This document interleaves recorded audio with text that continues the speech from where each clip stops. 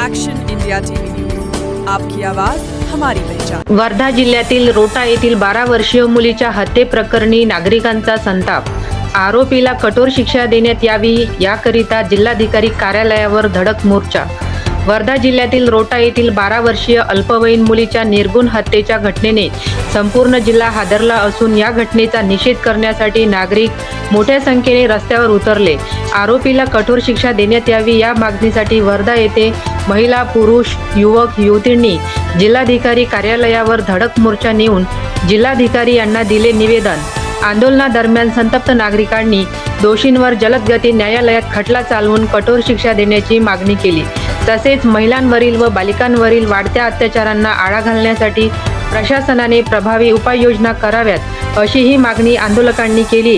या घटनेमुळे परिसरात शोककळा पसरली असून न्याय मिळेपर्यंत लढा सुरू ठेवण्याचा निर्धार आंदोलनकर्त्यांनी व्यक्त केला। मुख्य संपादक विनोद माहुरेसह वर्धा तालुका प्रतिनिधी अमोल गिरोटकर।